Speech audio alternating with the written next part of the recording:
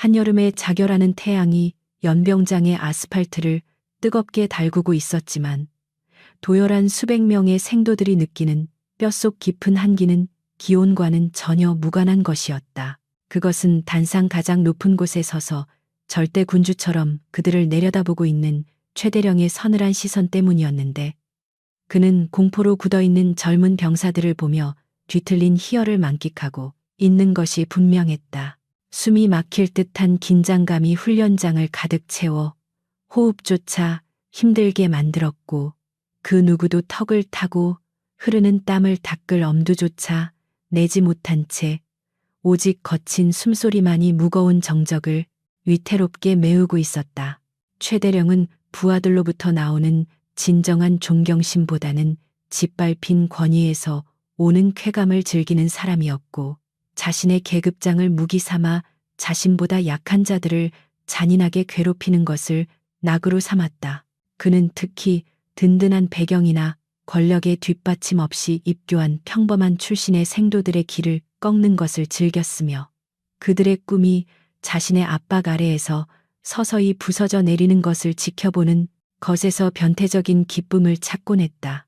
그가 군화 소리를 불길하게 울리며 단상 계단을 천천히 내려오자 생도들의 심장은 그의 발소리에 맞춰 더욱 격렬하게 요동치기 시작했다.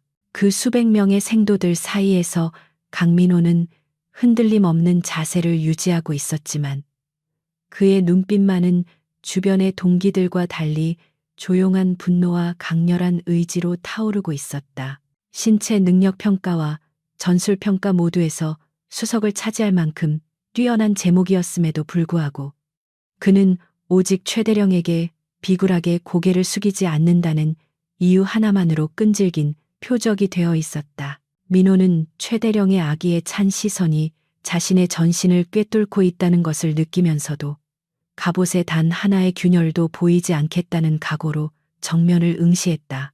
내일은 생도들이 그토록 기다려온 면회일이었고, 고된 훈련 속에서 잠시나마 가족들을 만나 군 생활의 가혹한 현실을 잊을 수 있는 유일한 시간이었다. 그러나 들뜬 마음을 감추지 못하는 동기들과 달리 민호의 뱃속에는 마치 무거운 돌덩이가 들어앉은 듯한 불안감이 자리 잡고 있었다. 유일한 혈육인 누나가 면회를 오기로 약속했으나 최근 그녀의 건강 상태가 눈에 띄게 악화되어 있었기 때문에 이런 거친 환경에 그녀를 노출시키는 것이 몹시 걱정스러웠기 때문이었다. 불길한 예감은 빗나가는 법이 없어서 최대령의 발걸음은 정확히 민호의 코앞에서 멈춰섰고, 그는 생도의 복장 상태를 점검하는 척하며 입가에 비릿한 조소를 띄었다. 그는 값비싼 담배 냄새가 섞인 숨을 내뱉으며 민호에게 바짝 다가와 오직 민호만이 들을 수 있을 만큼 낮지만 아기가 뚝뚝 묻어나는 목소리로 속삭였다.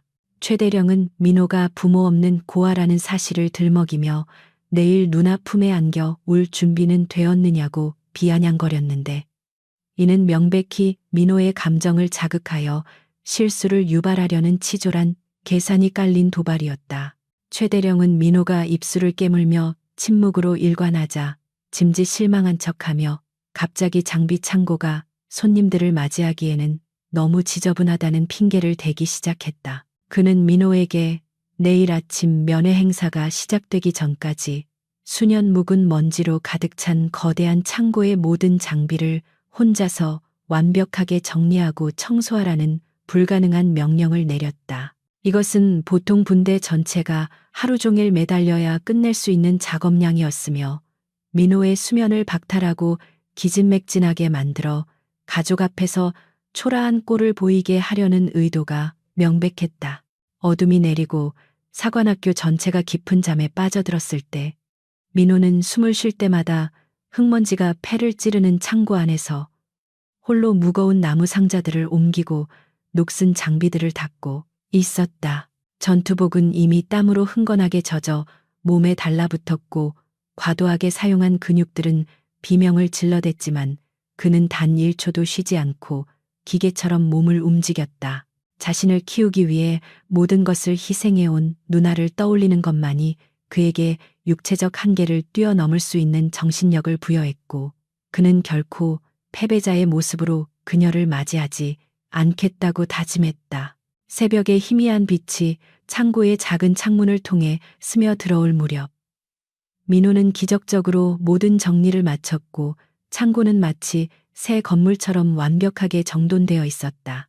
그러나 그 대가는 처참해서 그의 얼굴은 극심한 피로로 인해 해골처럼 패해져 있었고 눈은 핏발이 서서 붉게 충혈되었으며 단정했던 유니폼은 땀 얼룩과 먼지로 뒤범벅이 되어 있었다. 집합 사이렌이 캠퍼스 전체에 울려 퍼지기 시작했기에 그는 씻거나 옷을 갈아입을 시간도 없이 후들거리는 다리를 이끌고 아침 햇살 속으로 비틀거리며 걸어 나갈 수밖에 없었다. 정문이 활짝 열리고 수많은 차량과 가족들이 쏟아져 들어오자 연병장은 순식간에 웃음소리와 행복한 대화로 가득 차며 축제 분위기로 변했다. 그 즐거운 재회의 현장 한가운데 최대령은 팔짱을 낀 채 지휘단상에 서서 먹잇감을 찾는 맹수처럼 인파 속에서 오직 강민호만을 찾고 있었다. 그는 밤새 고통받아 망가진 민호의 몰골을 확인하고 가족들 앞에서 그를 공개적으로 모욕하여 수치심을 극대화할 생각에 벌써부터 입꼬리가 올라가고 있었다. 바로 그 순간 주차장 가장자리에 낡은 택시 한 대가 멈춰섰고 뒷좌석 문이 열리며 한 여자가 천천히 밖으로 걸어 나오는 모습이 민호의 시야에 들어왔다. 그녀는 계절에 맞지 않는 헐렁하고 낡은 재킷을 걸치고 있었으며 햇빛 아래 드러난 피부는 마치 핏기가 하나도 없는 유령처럼 창백해서 보는 사람으로 하여금 섬뜩함마저 느끼게 했다. 금방이라도 쓰러질 듯 위태로운 걸음걸이였지만 그녀의 눈동자만은 예리한 칼날처럼 생도들의 대열을 훑고 있었고 그 모습을 본 최대령의 눈에는 잔인한 흥미가 번득였다. 강지수가 택시에서 내렸을 때 그녀를 감싸고 있던 공기는 주변의 화기애애한 분위기와는 전혀 어울리지 않는 차갑고 무거운 것이었다. 그녀의 피부는 오랫동안 햇빛을 보지 못한 사람처럼 투명할 정도로 창백했고 눈 밑에는 깊은 그림자가 드리워져 있어 마치 중병을 앓고 있는 환자처럼 보였다. 그녀가 입고 있는 낡은 국방색 재킷은 색이 바래고 곳곳이 해져 있어 그녀의 가녀린 체구를 더욱 초라하고 왜소하게 보이게 만들었다. 주변을 지나가는 화려한 옷차림의 학부모들은 그녀를 흘끗 쳐다보고는 동정 어린 시선을 보내거나 혹은 불쾌하다는 듯 미간을 찌푸리며 거리를 두었다. 그러나 그 병약해 보이는 외모 이면에는 일반인들은 상상조차 할 수 없는 가혹한 시간들의 흔적이 고스란히 담겨 있었다. 그녀의 창백한 피부는 지난 6개월간 지하 깊은 곳에 위치한 비밀 시설에서 단 한 번도 태양을 보지 못한 채 수행했던 극비 임무의 결과였지 결코 나약함의 증거가 아니었다. 그녀의 근육은 극한의 생존 훈련과 실전으로 단련되어 있었지만 헐렁한 옷과 피로에 지친 표정이 그 강인함을 완벽하게 감추고 있었다. 지수는 기침을 몇 번 가볍게 토해내며 손수건으로 입을 가렸는데 그 손수건 안쪽에는 아직 아물지 않은 내상의 고통을 참아내려는 붉은 입술 자국이 선명했다. 연병장 저편에서 강민호는 누나의 모습을 발견하고는 심장이 덜컥 내려앉는 듯한 충격을 받았다. 마지막으로 보았을 때보다 훨씬 더 야위고 지쳐 보이는 그녀의 모습은 밤새 창고를 정리하며 느꼈던 육체적 고통보다 더 큰 아픔으로 다가왔다. 그는 자신의 더러워진 유니폼과 느탄 눈을 누나에게 보이고 싶지 않았기에 급하게 옷매무새를 다듬으려 했지만 이미 땀과 먼지로 얼룩진 흔적을 지울 수는 없었다. 민호는 터져 나오려는 울음을 억지로 삼키며 최대한 씩씩한 모습으로 보이기 위해 어깨를 펴고 그녀를 향해 걸음을 옮겼다. 단상 위에서 이 광경을 지켜보고 있던 최대령의 눈에는 사악한 즐거움이 번득이기 시작했고 그는 마치 흥미로운 장난감을 발견한 어린아이처럼 입가에 비열한 미소를 띄었다. 그토록 자존심 강하고 뻣뻣하던 강민호의 유일한 약점이 저렇게 볼품없고 병약한 여자라는 사실은 그에게 더할 나위 없는 호재였다. 최대령은 민호가 누나 앞에서 무너지는 모습을 상상하며 그동안 민호가 보여주었던 당당함이 얼마나 하찮은 것인지 증명해 보이고 싶은 욕망에 사로잡혔다. 그는 옆에 서 있던 부관에게 턱짓으로 지수와 민호가 있는 쪽을 가리키며 낮은 목소리로 무언가를 지시했다. 지수는 천천히 다가오는 동생을 바라보며 군인의 눈이 아닌 누나의 눈으로 그의 상태를 샅샅이 스캔하고 분석하기 시작했다.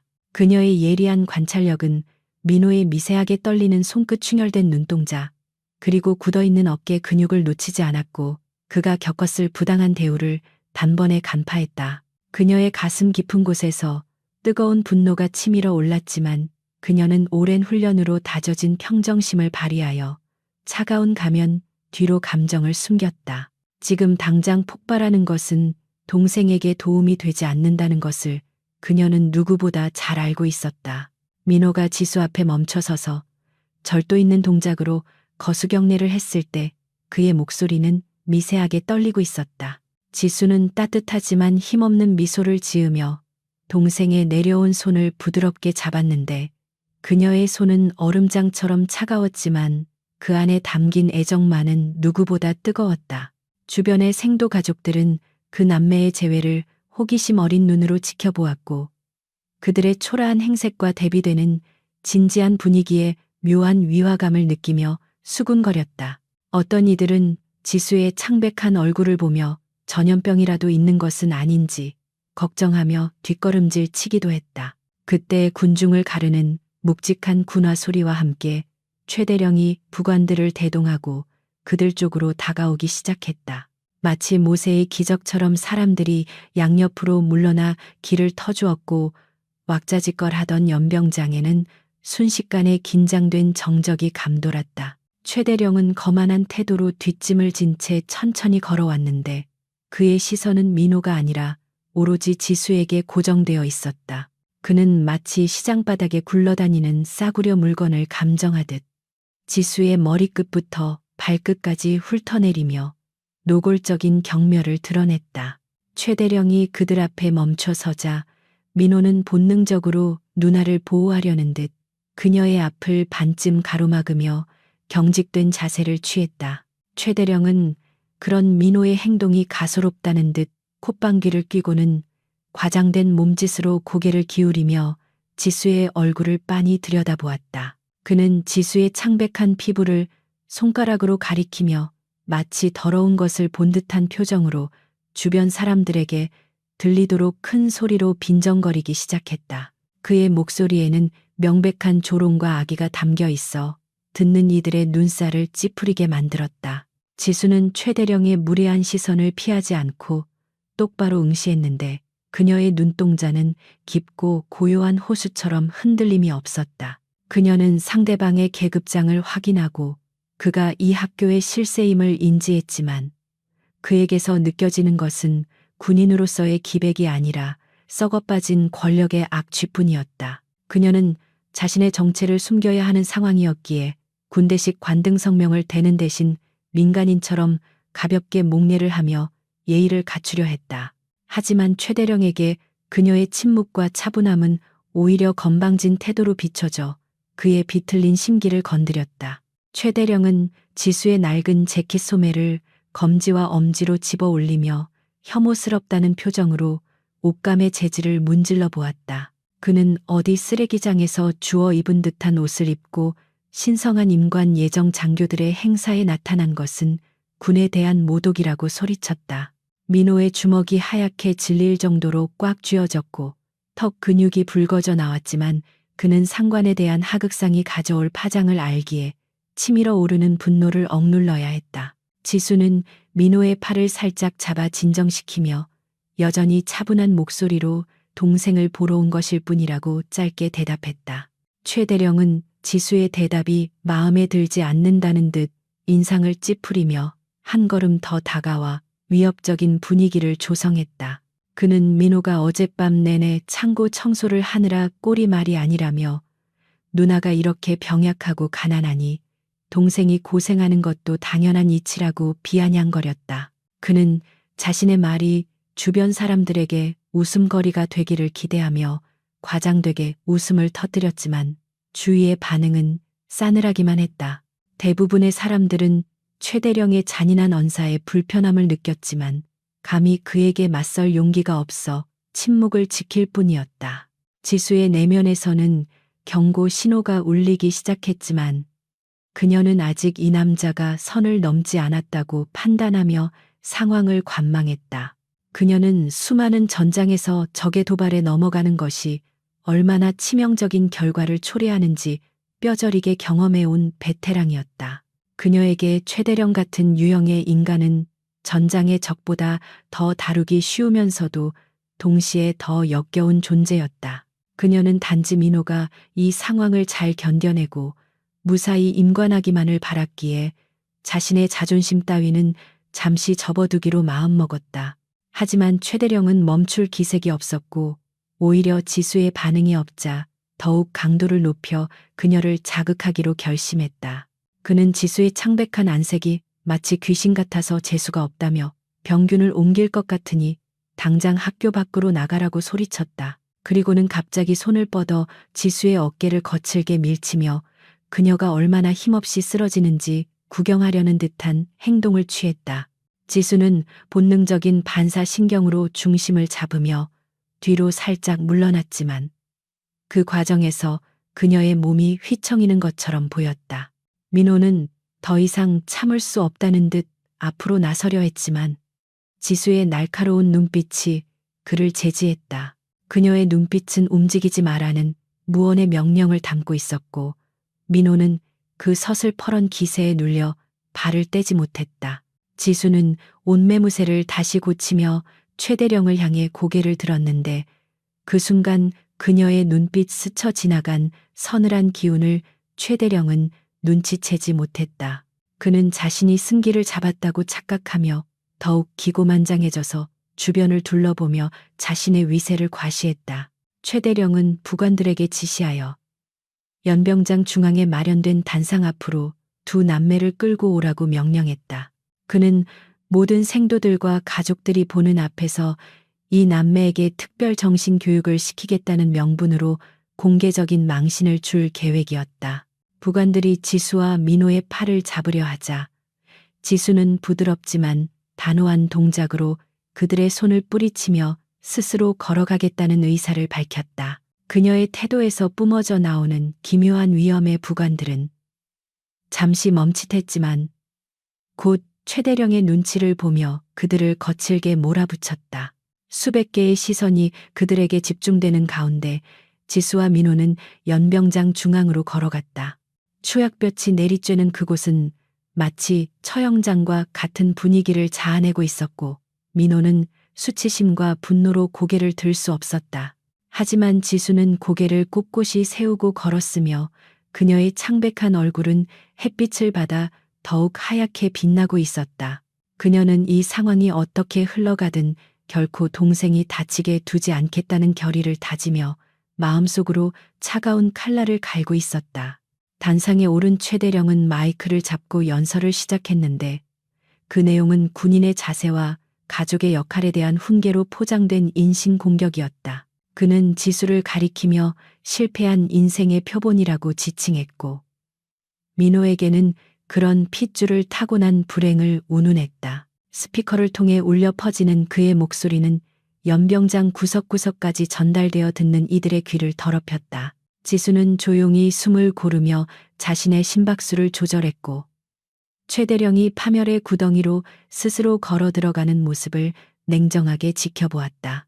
최대령은 말로 하는 모욕만으로는 성에 차지 않았는지 지수에게 가까이 다가와 그녀의 낡은 옷을 다시 한번 문제 삼았다. 그는 군인의 가족이라면 최소한의 품위를 지켜야 한다며 그녀의 재킷이 군복을 흉내낸 싸구려 모조품이라고 비난했다. 그리고는 믿을 수 없는 행동을 했는데 그는 지수의 재킷깃을 잡고 거칠게 흔들며 당장 이따위 걸레 같은 옷을 벗어버리라고 위협했다. 그 순간 연병장 전체에 얼음물을 끼얹은 듯한 정적이 흘렀고 모든 사람들은 숨을 죽인 채 다음 장면을 기다렸다. 민호의 인내심이 한계점에 도달하여 폭발 직전에 화라산처럼 끓어오르고 있을 때 지수는 여전히 미동도 하지 않고 최대령을 응시하고 있었다. 하지만 그녀의 눈동자 깊은 곳에서는 이제까지와는 다른 종류의 빛이 마치 사냥감을 포착한 맹수의 눈빛과도 같은 섬뜩한 살기가 아주 미세하게 피어오르고 있었다. 최대령은 자신의 손에 잡힌 얇은 재킷 너머로 전해지는 단단한 근육의 감촉을 느끼지 못한 채 자신의 권력에 취해 돌이킬 수 없는 강을 건너려 하고 있었다. 최 대령의 입에서 쏟아져 나오는 말들은 날카로운 비수와 같아서 듣는 이들의 고막을 찢고 들어가 가슴 깊은 곳에 수치심을 심어주기에 충분했다. 그는 마치 자신이 도덕적 우위에 서 있는 심판관이라도 되는 양지수의 허름한 차림새를 가난과 무능력의 상징으로 규정하며 비난의 수위를 높여갔다. 연병장에 모인 수많은 학부모들과 생도들은 이 불합리한 상황에 숨을 죽였지만 그 누구도 서슬퍼런 계급의 위력 앞에서 감히 이 일을 제기하지 못했다. 오직 바람 소리만이 깃발을 때리며 폭풍전야와도 같은 팽팽한 긴장감을 고조시키고 있었다. 지수는 모욕적인 언사가 계속되는 동안에도 표정 하나 변하지 않고 마치 돌부처처럼 그 자리에 서 있었지만 그녀의 내면에서는 냉철한 계산이 빠르게 돌아가고 있었다. 그녀는 최 대령이 뱉어내는 단어 하나하나를 전술적인 데이터로 분석하며 그가 군인으로서의 자격을 상실했음을 스스로 증명하도록 유도하고 있었다. 그녀의 침묵은 패배를 인정한 약자의 굴복이 아니라 적이 사정거리 안으로 완전히 들어오기를 기다리는 스나이퍼의 인내와도 같은 것이었다. 그녀의 창백한 손가락 끝이 아주 미세하게 움직였는데 그것은 반격의 신호탄을 장전하는 동작이었다. 민호는 눈앞에서 벌어지는 누나에 대한 모독을 더 이상 견딜 수 없어 이성을 잃고 앞으로 뛰쳐나가려 했다. 그의 눈에는 핏발이 섰고 꽉 쥔 주먹은 부들부들 떨리고 있었으며 목구멍에서는 짐승의 울부짖음 같은 소리가 새어나왔다. 상관 폭행이라는 중죄를 저지르고 군복을 벗게 되는 한이 있더라도 자신의 유일한 가족을 지켜야 한다는 본능이 그를 지배했다.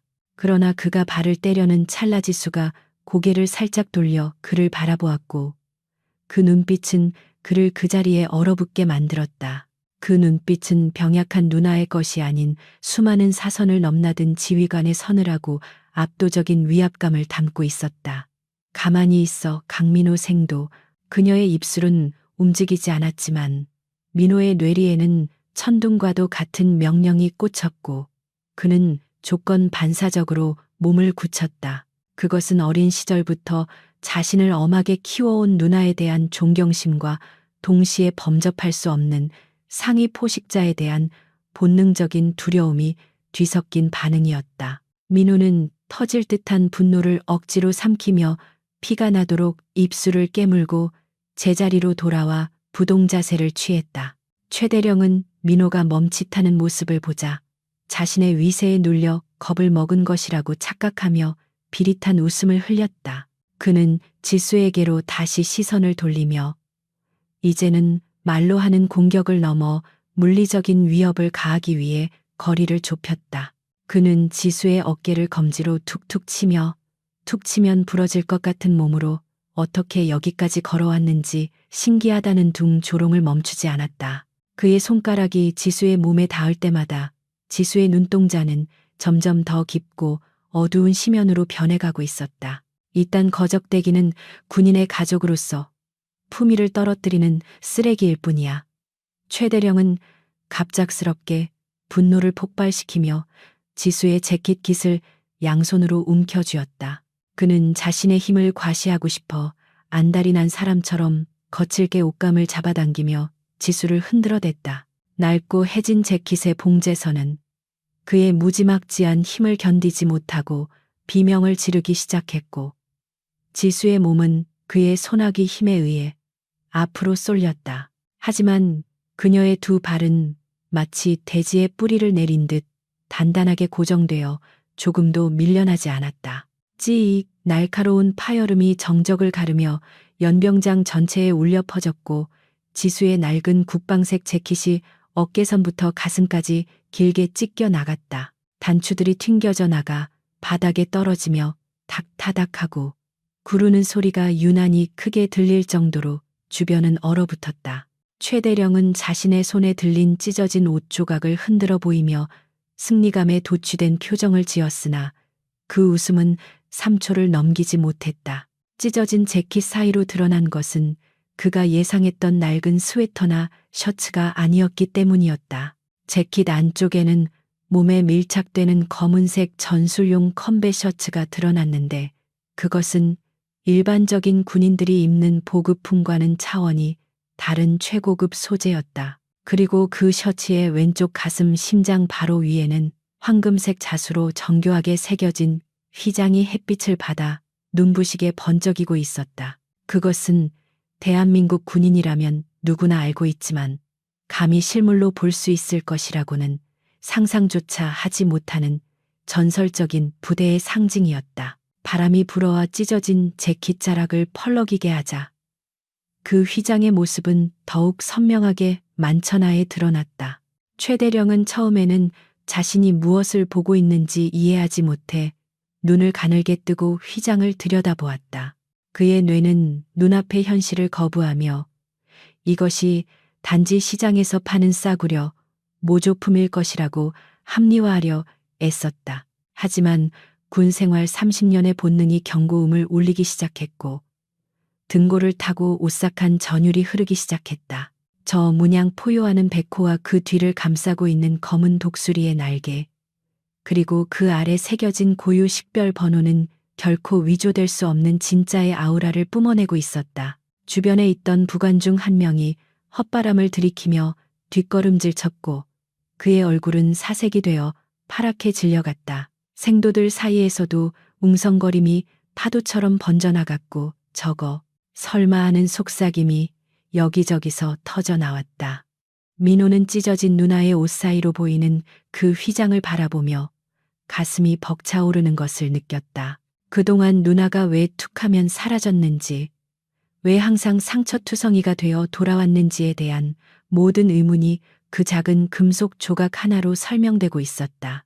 지수는 찢어진 옷을 여미거나 부끄러워하는 기색 없이 오히려 어깨를 활짝 펴고 당당하게 가슴을 내밀었다. 그러자 그녀의 구부정했던 자세가 교정되며 왜소해 보였던 체구에서 믿을 수 없을 만큼 거대한 기백이 뿜어져 나오기 시작했다. 그녀는 이제 더 이상 병약한 누나가 아니었다. 그녀는 대한민국 국군 최정예 특수임무대대 제707 특수임무단의 현장 지휘관, 코드네임 블랙 마바 블랙 멤버로서 그 자리에 서 있었다.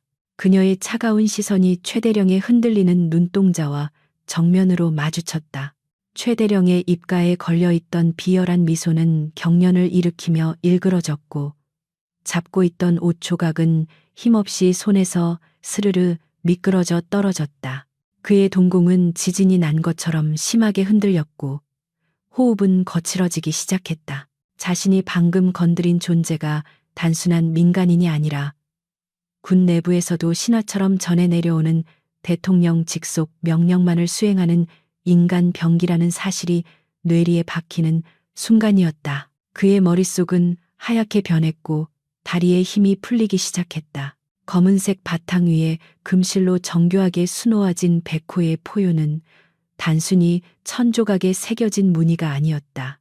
그것은 대한민국 국군 내에서도 가장 은밀하고 치명적인 힘을 상징하는 살아있는 공포 그 자체였다. 바람조차 숨을 죽인 듯 연병장의 깃발들이 움직임을 멈췄고 수천 명의 인파가 모인 곳이라고는 믿기지 않을 만큼 무거운 침묵이 내려앉았다. 모든 시선은 지수의 가슴팍에서 빛나는 그 작은 휘장에 못 박힌 듯 고정되었고 그 의미를 아는 현역 군인들과 예비역들의 얼굴에서는 핏기가 완전히 사라져 백지장처럼 하얗게 질려가고 있었다. 그 휘장은 단순한 소속을 나타내는 표식이 아니라 국가가 공인한 살인 면허이자 법 위에 군림할 수 있는 절대적인 권위를 의미했기 때문이다.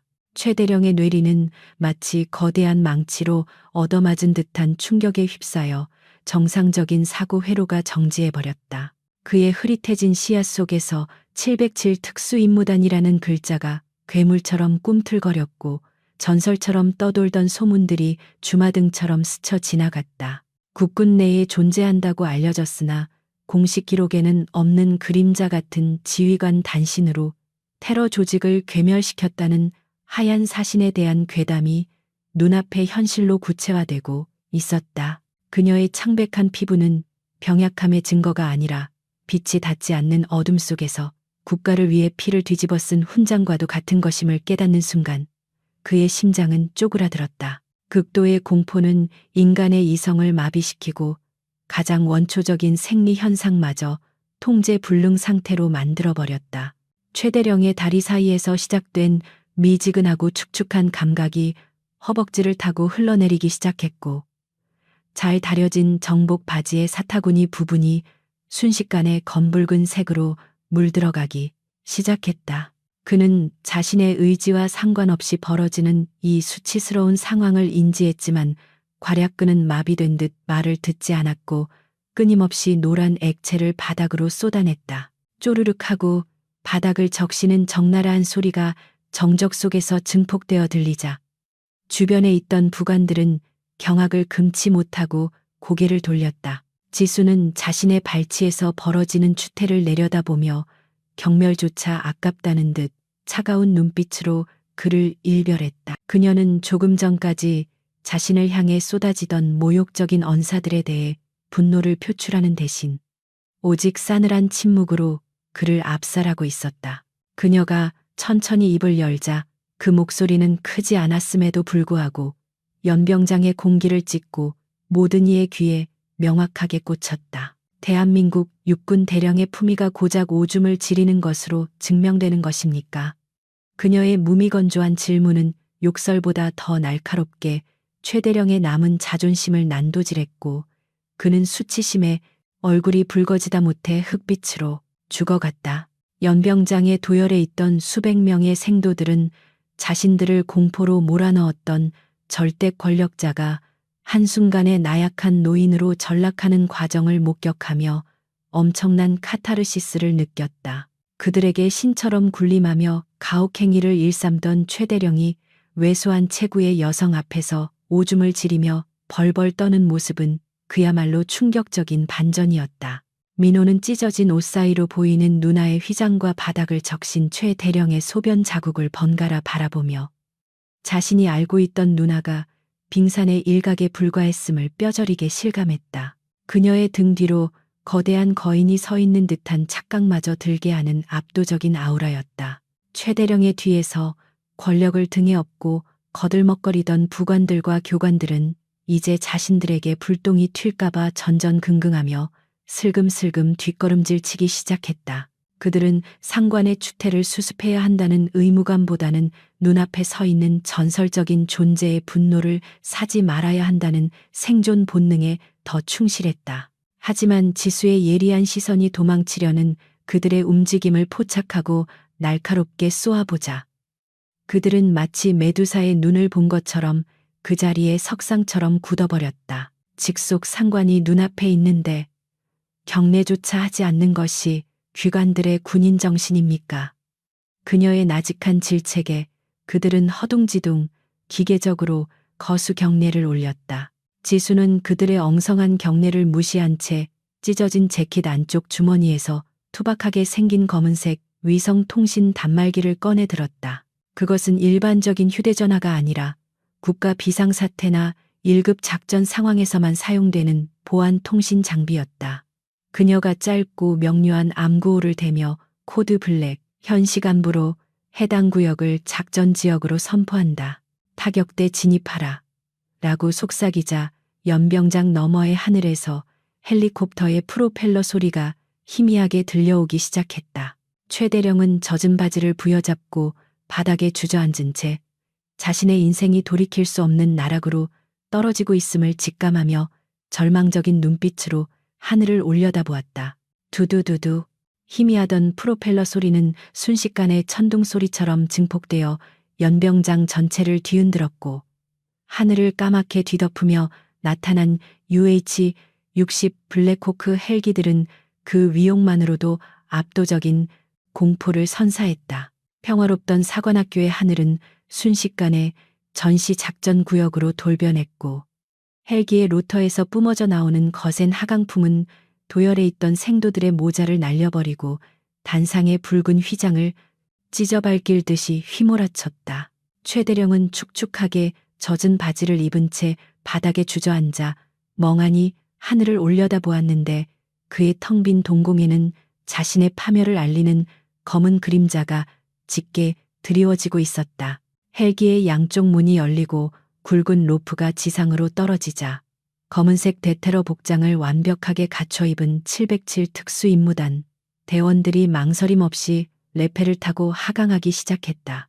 그들의 동작은 기계처럼 정교하고 신속해서 지면에 발을 딛는 순간 이미 사격 자세를 갖추고 주변을 경계하는 일련의 과정이 눈 깜짝할 사이에 이루어졌다. 최첨단 광학 장비와 소음기가 장착된 소총으로 중무장한 그들은 순식간에 단상을 포위했고 그들의 총구는 정확히 최대령과 그의 부관들을 향해 고정되어 손가락 하나 까딱할 수 없는 완벽한 통제 상황을 만들어냈다. 지수는 휘몰아치는 모래바람 속에서도 미동도 하지 않고 그 자리에 서 있었는데 그녀의 주변으로 모여든 대원들은 일제히 그녀를 향해 가장 완벽한 자세로 경례를 올리며 절대적인 복종을 표했다. 팀장으로 보이는 대원이 지수에게 다가가 상황 보고를 위한 수신호를 보냈고 지수는 짧고 간결한 손짓으로 학교 전체의 출입 통제와 외부와의 모든 통신 차단을 명령했다. 그녀의 지시는 물 흐르듯 자연스럽고 단호했으며 방금 전까지 병약해 보이던 누나의 모습은 온데간데 없이 사라져 오직 수많은 전장을 지휘해온 냉철한 지휘관의 모습만이 그 자리에 남아 있었다.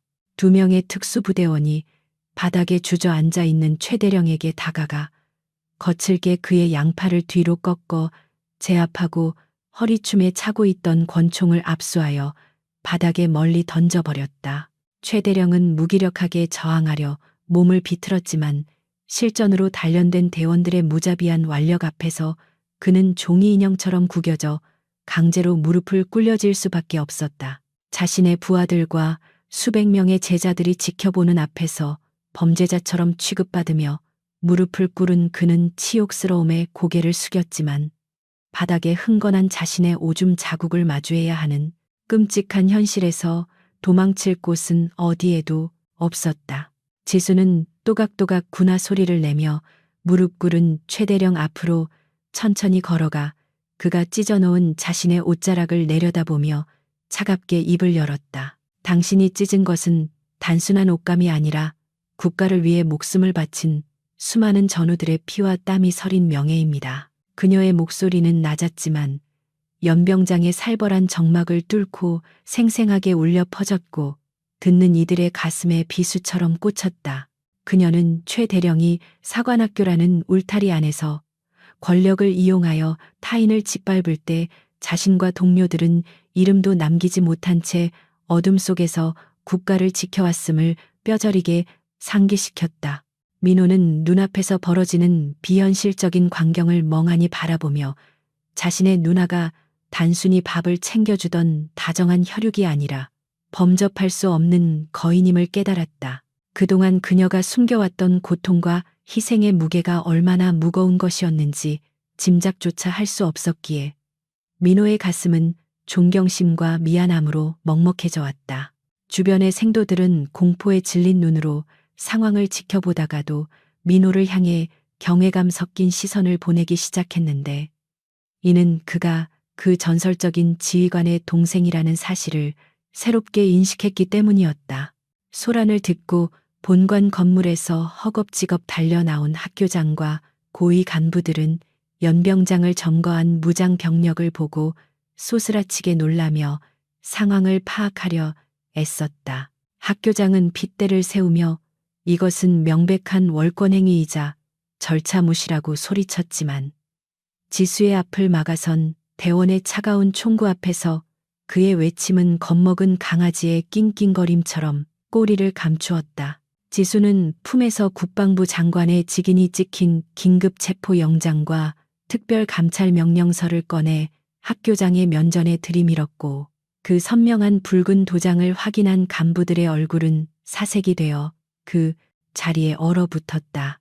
최대령은 마지막 희망을 걸고 학교장에게 구원을 요청하는 애처로운 눈빛을 보냈지만 이미 상황이 되돌릴 수 없음을 직감한 학교장은 애써 그의 시선을 피하며 자신의 안위를 걱정하기 시작했다. 지수는 더 이상 그들에게 시간을 낭비할 가치가 없다는 듯 등을 돌리며 대원들에게 사관학교 내의 모든 문서 보관소와 서버실을 즉각 압수수색할 것을 명령했다. 그녀의 손짓 하나에 헬기는 다시 굉음을 내며 상공을 선회하여 경계 태세를 갖추었고 지상의 대원들은 일사불란하게 건물 내부로 진입하여 사관학교의 썩은 환부를 도려낼 대대적인 숙청 작업을 시작했다. 사관학교 본관 건물은 더 이상 생도들을 호령하던 권위의 상징이 아니라 정밀 타격을 받은 적의 심장부처럼 철저하게 제압당해 숨소리조차 들리지 않는 침묵의 공간으로 변해 있었다. 검은색 전술 장비를 착용한 707 특수임무단 대원들은 복도의 주요 거점마다 그림자처럼 배치되어 있었고 그들의 서늘한 눈빛은 오가는 학교 행정병들과 교관들의 움직임을 매의 눈으로 감시하고 있었다.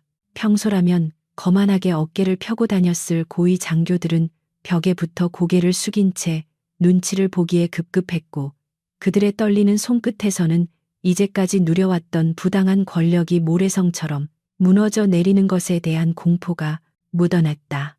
지수는 본관 중앙의 대리석 계단을 천천히 밟으며 올라갔는데 그녀의 발소리는 규칙적이고 단호하여 마치 심판의 날을 알리는 시계초침 소리처럼 건물 전체에 울려 퍼졌다. 그녀의 뒤를 따르는 기술 지원팀 대원들은 이동식 서버 분석 장비와 증거 수집용 가방을 들고 있었고 그들의 표정은 감정이 거세된 기계처럼 냉철했다. 지수는 벽면에 걸린 역대 학교장들의 초상화를 흘끗 바라보았는데 그 화려한 액자 속에 감춰진 위선과 탐욕의 역사가 오늘 자신의 손에 의해 낱낱이 파헤쳐질 것임을 직감하며 입가에 씁쓸한 미소를 지었다. 학교장실의 육중한 마호가니 문이 거칠게 열리자 안에서 비밀 장부를 파쇄기에 밀어 넣으려던 행정실장의 손이 허공에서 딱딱하게 굳어버렸다. 그는 갑작스러운 급습에 너무 놀란 나머지 비명조차 지르지 못하고 사색이 되어 뒷걸음질 쳤는데 바닥에 흩어진 서류 뭉치들은 그들이 지금까지 조직적으로 은폐해 온 비리의 증거들이었다. 대원들은 순식간에 신뢰를 장악하여 행정실장을 제압하고 파쇄기의 전원을 차단한 뒤 남아있는 서류 조각 하나까지 소중한 증거물로 확보하는 전문적인 움직임을 보였다. 지수는 집무실 중앙에 있는 학교장의 책상으로 다가가 가죽 의자에 힘없이 주저앉아 있는 학교장을 내려다보며 차가운 경멸의 시선을 보냈다. 학교장은 식은땀을 비오듯 흘리며 이것은 명백한 절차 위반이라고 항변하려 했지만 지수가 책상 위에 던진 USB 메모리를 보자 입을 다물 수밖에 없었다. 그 메모리에는 최대령과 학교장이 수년간 공모하여 국방 예산을 횡령하고 유력 인사들의 자녀를 부정 입학시키거나 성적을 조작해온 디지털 포렌식 증거가 이미 확보되어 담겨 있었기 때문이었다. 기술팀장이 노트북을 연결하여 서버에 접속하자 모니터 화면에는 복잡한 암호 코드가 순식간에 해제되며 프로젝트 섀도우라는 이름의 비밀 폴더가 드러났다. 그 안에는 생도들의 개인 성향을 불법으로 사찰하고 돈을 받지 않은 생도들을 집요하게 괴롭혀 자퇴하게 만든 뒤 그 자리를 청탁받은 인원들로 채워 넣은 악마적인 계획서가 들어 있었다. 지수는 모니터를 통해 드러나는 추악한 진실들을 하나하나 확인하며 이들이 교육기관이라는 가면을 쓰고 얼마나 끔찍한 범죄를 저질러 왔는지에 대해 치를 떨었다. 끌려온 최대령은 수갑을 찬 채 구석에 무릎 꿇려져 있었는데 자신의 모든 치부가 대형 스크린을 통해 적나라하게 공개되자 발작적으로 소리를 지르며 몸부림쳤다. 그는 그것이 조작된 증거라며 악을 썼지만 화면에 떠오른 입출금 내역과 그가 직접 서명 아니면 계약서들은 그 어떤 변명으로도 덮을 수 없는 명백한 사실이었다. 대원 중 한 명이 최대령의 어깨를 강하게 눌러 제압하자 그는 바닥에 얼굴을 처박은 채 짐승 같은 신음소리를 내뱉으며 자신의 파멸을 뼈저리게 실감해야 했다. 민호는 열린 문틈으로 이 모든 과정을 지켜보며 자신이 동경해왔던 군대라는 조직의 이면에 도사리고 있던 거대한 어둠을 목격하고 큰 충격에 빠졌다. 그는 단순히 최대령이라는 개인의 인성이 나쁜 것이라고 생각했었지만 실상은 시스템 전체가 썩어 문드러져 있었고 그 중심에 돈과 권력이 얽혀 있다는 사실에 구역질을 느꼈다. 하지만 동시에 그 거대한 부패의 사슬을 끊어내고 있는 것이 다름 아닌 자신의 누나라는 사실에 가슴 벅찬 자부심과 함께 전율을 느꼈다. 지수는 확보된 증거물들을 분류하며 이 사건이 단순히 학교 내부의 문제를 넘어 국방부 고위층과 정치권까지 연결된 대형 게이트임을 파악했다. 그녀는 즉시 상부와 암호화 통신을 연결하여 상황을 보고하고 군 검찰단과 헌병대의 즉각적인 파견을 요청하며 사건의 규모를 확대했다. 그녀의 목소리에는 일말의 망설임도 없었으며 성역 없는 수사를 통해 뿌리까지 뽑아버리겠다는 강철 같은 의지가 담겨 있어 듣는 이들을 압도했다. 시간이 흐르고 멀리서 사이렌 소리가 들려오기 시작하자 사관학교 정문으로는 군 검찰의 차량 행렬이 꼬리를 물고 들어오며 본격적인 사법 절차가 시작되었음을 알렸다. 검은 양복을 입은 군 검사들이 서류 가방을 들고 본관으로 진입했고 그들은 지수에게 거수 경례를 하며 현장 지휘권을 공식적으로 인계받았다. 지수는 그들에게 사건 파일과 증거물 목록을 넘겨주며 단 한 명의 가담자도 빠져나가지 못하도록 철저한 수사를 당부하는 것을 잊지 않았다. 최대령과 학교장, 그리고 그들의 수족 노릇을 했던 교관들은 줄줄이 엮여 호송 버스에 태워졌고 그들의 손목에 채워진 은색 수갑은 햇빛을 받아 차갑게 번쩍였다. 연병장에 남아있던 생도들은 창문을 통해 그 광경을 지켜보며 오랫동안 자신들을 억눌러왔던 어두운 그림자가 걷히고 있음을 직감하고 환호 대신 숙연한 침묵으로 그 순간을 맞이했다.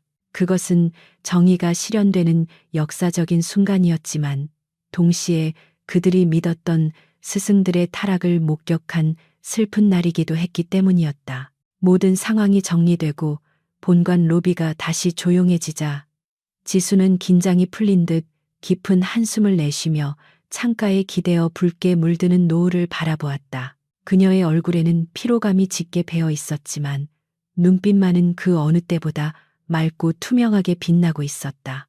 그녀는 자신이 오늘 지켜낸 것이 단순히 동생의 자존심이 아니라 대한민국 군대의 미래를 짊어질 청년들의 꿈과 희망이었음을 알기에 그 무게감을 조용히 곱씹고 있었다.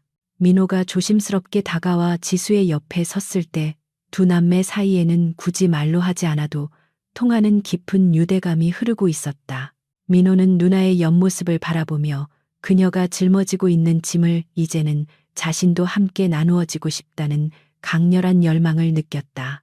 지수는 그런 동생의 마음을 읽은 듯 말없이 손을 뻗어 민호의 어깨를 감싸 안아주었고 그 따스한 온기는 민호의 가슴 속에 영원히 꺼지지 않는 불꽃이 되어 타올랐다. 어둠이 완전히 내려앉은 사관학교 캠퍼스에는 새로운 별들이 하나둘씩 떠오르기 시작했고 그것은 마치 정화된 학교의 미래를 축복하는 듯한 모습이었다. 지수는 대원들에게 철수 준비를 명령하며 마지막으로 교정을 둘러보았는데 그녀의 시선은 과거의 아픔을 넘어 내일의 희망을 향해 있었다. 이제 남은 것은 동생과의 진솔한 대화, 그리고 다시 어둠 속으로 돌아가 묵묵히 자신의 임무를 수행하는 일뿐이었다. 폭풍과도 같았던 하루가 지나고 사관학교에 찾아온 아침은 그 어느 때보다 투명하고 눈부신 햇살을 머금고 있었다. 지난 수년간 학교 전체를 짓누르고 있던 보이지 않는 먹구름이 최대령의 구속과 함께 거짓말처럼 사라지자 교정의 공기마저도 한층 가볍고 상쾌하게 느껴졌다. 연병장의 흙바닥에는 어제 헬기가 착륙하며 만들어낸 거친 자국들이 훈장처럼 남아 있었고, 생도들은 그 흔적을 바라보며 어제의 전율을 다시금 되새기고 있었다. 더 이상 아침 점호 시간에는 공포에 질린 침묵 대신 생기 넘치는 구호 소리와 절도 있는 발소리가 활기차게 울려 퍼지기 시작했다. 강민호가 생활관 복도를 걸어갈 때 마주치는 동기들과 선배들의 눈빛은 이전과는 확연히 달라져 있었다. 과거의 그를 향해 쏟아지던 시선이 동정이나 무시 혹은 최대령의 눈치를 보는 회피였다면 지금은 경외심과 부러움, 그리고 알 수 없는 어려움이 섞인 복잡한 눈길들이었다. 전설적인 707 부대 지휘관의 동생이라는 타이틀은 그에게 강력한 방패가 되어 주었지만 민호는 그 호칭이 주는 무게감을 결코 가볍게 여기지 않았다. 그는 오히려 어깨를 더욱 펴고 흐트러짐 없는 자세를 유지하려 노력했는데 그것은 누나의 명예에 누가 되지 않으려는 필사적인 몸부림이었다. 면회소 앞 벤치에는 모든 정리를 마치고 떠날 준비를 하는 강지수가 홀로 앉아 있었는데 그녀는 어제의 전술 장비 대신 다시 처음의 낡은 사복으로 갈아입은 상태였다. 하지만 그 누구도 그녀의 허름한 옷차림을 보고 더 이상 병약한 민간인이라고 생각하지 않았으며 멀리서 그녀를 지켜보는 위병소 근무자들의 자세는 마치 사단장을 대하는 것보다 더 깍듯하게 각이 잡혀 있었다. 지수는 따뜻한 캔커피를 양손으로 감싸쥔 채 멍하니 하늘을 올려다보고 있었는데 햇살 아래 드러난 그녀의 창백한 얼굴에는 깊은 피로감과 함께 임무를 완수한 자만이 가질 수 있는 평온함이 깃들어 있었다. 민호가 다가와 그녀 옆에 조심스럽게 앉자 지수는 천천히 고개를 돌려 동생을 바라보며 희미한 미소를 지었다.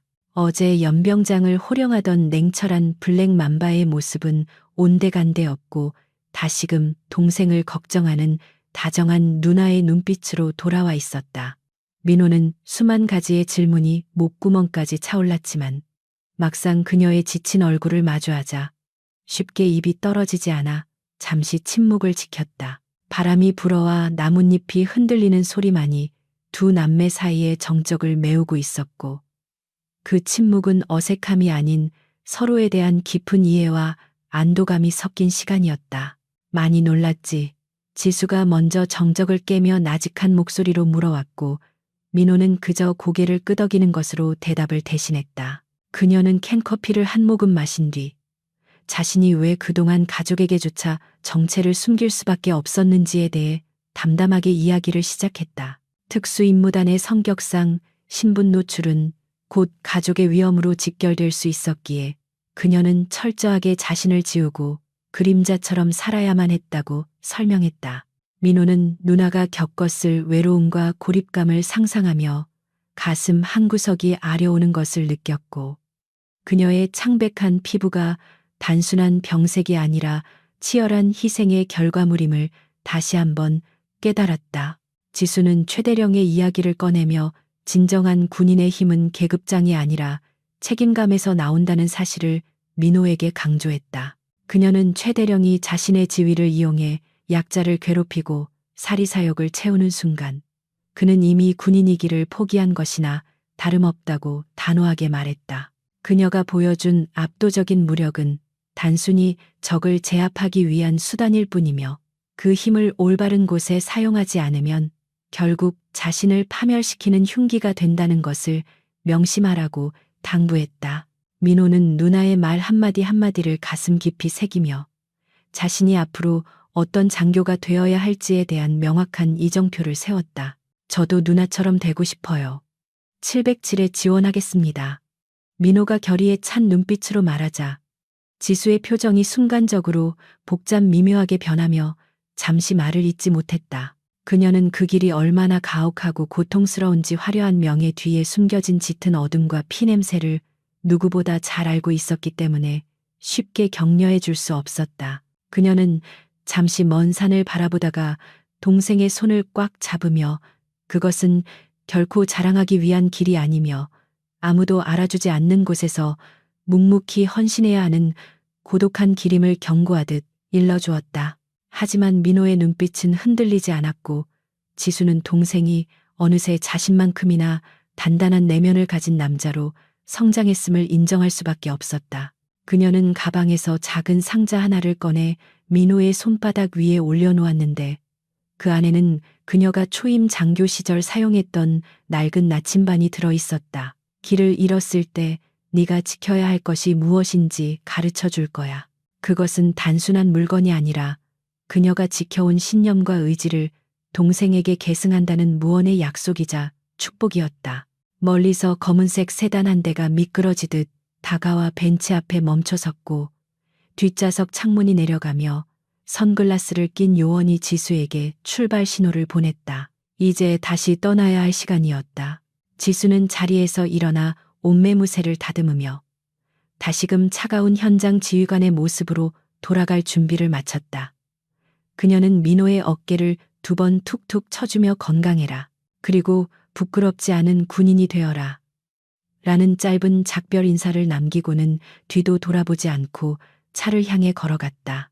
민호는 차에 오르는 누나의 뒷모습을 보며 자리에서 벌떡 일어나 부동 자세를 취하고 생도 생활 중 가장 완벽하고 절도 있는 거수경례를 올렸다. 충성, 그의 우렁찬 목소리가 허공을 갈랐지만 지수는 차문을 닫기 전 잠시 멈칫했을 뿐 끝내 뒤를 돌아보지 않았다. 하지만 차창 너머로 보이는 그녀의 입가에 옅은 미소가 스쳐 지나갔다는 것을 민호는 놓치지 않았다. 검은 세단은 모래먼지를 일으키며 교문을 빠져나갔고 민호는 차가 시야에서 완전히 사라질 때까지 꼼짝도 하지 않고 그 자리를 지켰다. 차가 떠난 자리에는 다시 고요함이 찾아왔지만 민호의 가슴 속에는 꺼지지 않는 거대한 불꽃이 타오르고 있었다. 그는 손에 쥐어진 낡은 나침반을 꽉 움켜쥐며 언젠가 누나와 같은 전장에서 어깨를 나란히 할 날을 꿈꾸기 시작했다. 최대령이 남긴 오욕의 역사는 지워졌고 그 빈자리에는 진정한 명예와 헌신이라는 새로운 가치가 뿌리내리고 있었다. 민호는 하늘을 한번 올려다보고는 주먹을 불끈 쥐고 뒤를 돌아 자신의 훈련장을 향해 힘차게 발걸음을 옮겼다. 몇 달 후 계절이 바뀌어 찬바람이 불기 시작할 무렵 사관학교의 게시판에는 새로운 전설에 대한 이야기가 생도들 사이에서 괴담처럼 떠돌고 있었다. 창백한 얼굴의 여자가 나타나 부패한 대령을 단숨에 제압했다는 이야기는 살이 붙고 과장되어 신화가 되어가고 있었지만 민호만은 그 진실을 알고 있었다. 그는 힘든 훈련으로 숨이 턱 끝까지 차오를 때마다 그날 연병장에서 보았던 누나의 강인한 등을 떠올리며 이를 악물고 버텨냈다. 그에게 있어 그 창백한 피부는 더 이상 병약함의 상징이 아니라 그 어떤 강철보다 단단하고 뜨거운 영혼의 색깔이었다.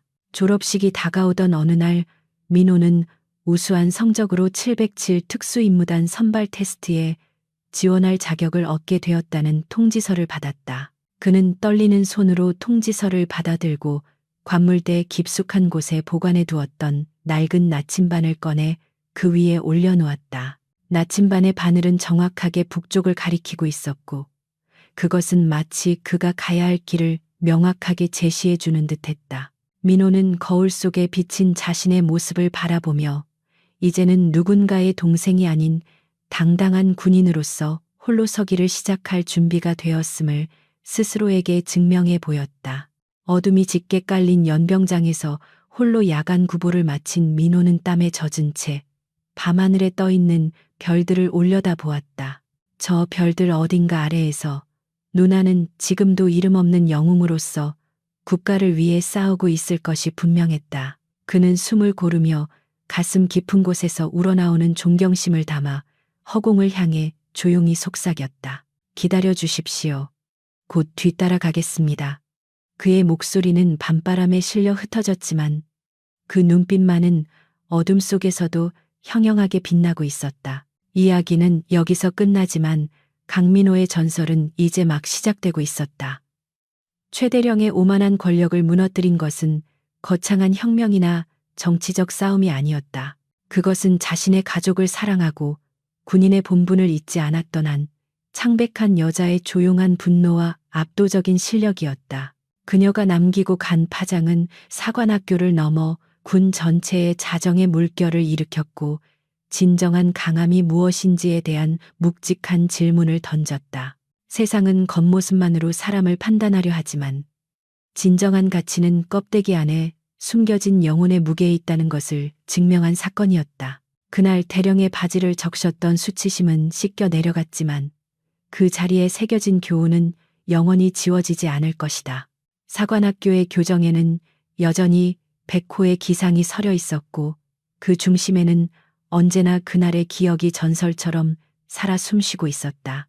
이제 민호는 더 이상 뒤를 돌아보지 않고 자신의 앞에 놓인 거친 길을 향해 힘차게 달려나갔다.